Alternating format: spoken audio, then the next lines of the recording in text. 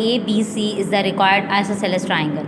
ये क्वेश्चन हमारे पास जो है आपको पता है क्वेश्चन नंबर 1 और 2 जो है इस एक्सरसाइज का शॉर्ट क्वेश्चन में आता है, तो इस वजह से इसके स्टेप्स ऑफ करेक्शन नहीं लिखेंगे, ठीक है, वजह से इसके स्टेप्स ऑफ करेक्शन नहीं लिखेंगे, ठीक है। नेक्स्ट क्वेश्चन की तरफ चलते हैं।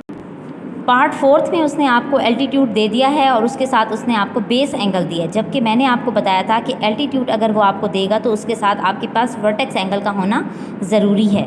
अगर बेस गिवन होती तो तब बेस एंगल होना ज़रूरी था। जैसा कि ये देखिए मैं आपको केस नंबर 3 में दिखाती हूँ। ये उसके देखिए हमारे पास ये बेस है ना, तो इसके साथ हमें बेस एंगल चाहिए था। अगर आपको उसने एल्टीट्यूड दिया है तो वो आपको वर्टेक्स एंगल देता, जबकि उसने ऐसा नहीं किया। अब हमें वर्टेक्स एंगल फाइंड करना है। किस तरह से फाइंड करेंगे वर्टेक्स एंगल, वो मैं आपको सोल्यूशन में बताती हूँ कि कैसे करना है हमने।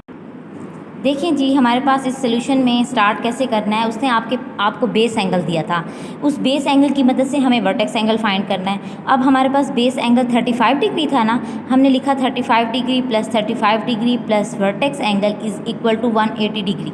अब बच्चे ये पूछेंगे कि टीचर आपने 2 टाइम 35 डिग्री क्यों लिखा है, क्योंकि देखिए बेस एंगल हमारे पास कितने होते हैं, एक ट्राइंगल में 2 होते हैं ना बेस एंगल, तो 35 डिग्री इस साइड का, 35 डिग्री इस साइड का, 35 डिग्री हो गए।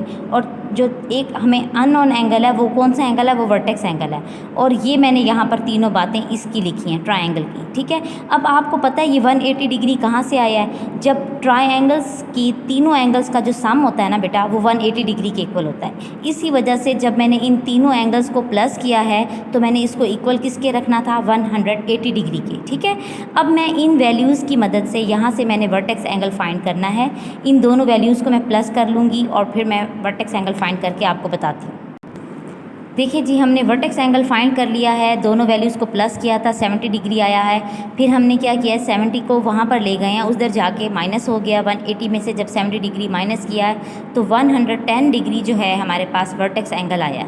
अब आपको पता है कि जब हम एल्टीट्यूड प्रोड्यूस करते हैं तो ट्रायंगल में जब भी परपेंडिकुलर ड्रॉ होता है तो वो जो वर्टेक्स एंगल होता है 2 पार्ट्स में डिवाइड हो जाता है। ऐसे ही है ना, प्रीवियस क्वेश्चन में करवाया है। तो ये 110 को जब मैं 2 पर डिवाइड करूँगी तो हमारे पास आंसर क्या आएगा, 55 डिग्री। इट मीन्स कि हमने वर्टेक्स एंगल पे हाफ इधर वर्टेक्स एंगल और हाफ वर्टेक्स एंगल उस साइड पे, वर्टेक्स एंगल के हाफ एंगल इधर बनेगा ना और हाफ उस साइड पे बनेगा, तो 55 डिग्री का एंगल हाफ इधर बनाना है, 55 डिग्री का उधर बनाना है। तो सोल्यूशन ये बिल्कुल प्रीवियस क्वेश्चन की तरह है, मैं आपको फिर भी करके दिखा देती हूँ कि ये कैसे होगा। अब तक देखिए ये जो काम मैंने किया है, जितना भी इस सोल्यूशन में क्वेश्चन के ये वाला जो प्रैक्टिकल वर्क स्टार्ट हुआ है, ये प्रीवियस क्वेश्चन की तरह ही था जिसे मैंने प्रीवियस आपको पार्ट नंबर 2 कराया है, ठीक है। मैंने एक अपनी मर्ज़ी की लाइन ड्रॉ की है, उसके ऊपर परपेंडिकुलर ड्रॉ किया है बेस लाइन के ऊपर, ठीक है। ये बेस लाइन है, इसके ऊपर मैंने परपेंडिकुलर ड्रॉ किया है और फिर मैंने एल्टीट्यूड की एक आर्क ड्रॉ की है जो कि 4.2 सेंटीमीटर की थी, उसने आपको दी हुई है, ठीक है। 4.2 सेंटीमीटर, ये आपने यहाँ मेजरमेंट लिख लेनी है। यहाँ से इस पॉइंट से लेकर यहाँ तक का जो डिस्टेंस है ना, ये एल्टीट्यूड की ही मेजरमेंट का है, ठीक है बेटा। अब आपके पास डिवाइड करके वर्टेक्स एंगल की मेजरमेंट क्या आई है, 55 डिग्री आया है। इट मीन्स कि मैंने 55 का एंगल इस साइड पे और 55 इस साइड पे बनाना है, क्योंकि दोनों मिलकर 110 हो जाएंगे ना, तो इस वजह से हाफ हाफ करते हैं, ठीक है बेटा। अब देखिए यहाँ से मैं रीडिंग स्टार्ट करूँगी, 0, 10, 20, 30, 40, 50 एंड ये 55। 50 एंड 60 के बिटवीन में जो 5 लाइंस हैं ये आपने काउंट करनी है तवज्जो से। 40 और 50 के बिटवीन में ना आ जाना, वरना रॉन्ग हो जाएगा, बच्चे मिस्टेक करते हैं। सेम प्रोसेस हम इस साइड पे भी करेंगे, ठीक है।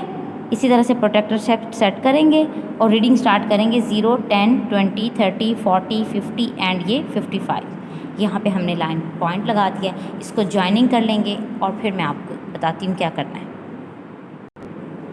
चलें जी, देखिए बेटा, ये हमारे पास ट्रायंगल कंप्लीट हो गई है। ये मैंने ज्वाइनिंग की थी और ये 55 डिग्री का एंगल इस साइड पे और 55 डिग्री का इस साइड पे, ठीक है बेटा। उसके बाद 100 वाली लाइन लिखी है, triangle ABC is the required isosceles triangle.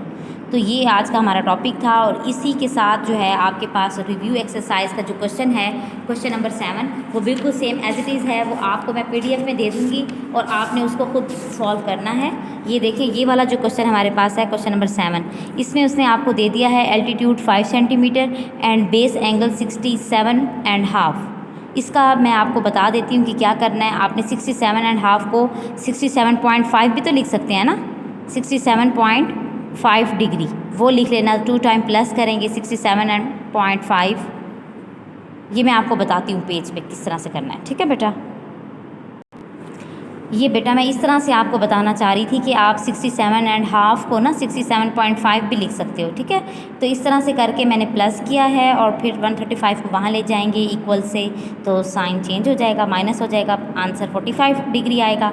45 का बेटा वर्टेक्स एंगल का जब हम हाफ करते हैं ना, हाफ इधर बनता है हाफ इधर, तो वो 22.5 होता है। तो 22.5 यानी कि 22.5 का एंगल इस साइड पे है, 22.5 का इस साइड पे है। अप्रॉक्सीमेट 22 भी हो सकता है, 23 भी हो सकता है, क्योंकि हमारे पास प्रोटेक्टर की देखिए लाइंस कितनी साथ साथ होती हैं, एक दूसरे के साथ साथ होती है ना ये लाइंस, तो फिर इस वजह से ना थोड़ा सा पॉइंट का फ़र्क आ जाता है, तो वो परेशानी हो ना, 22 का भी बना सकते हैं, 23 का भी बन जाता है, कुछ नहीं होता इसमें, ठीक है। और इसी तरह से फिर हम नीचे इसकी 100 वाली लाइन लिखेंगे, और वो जैसे ही हम लिखेंगे ABC is the required isosceles triangle.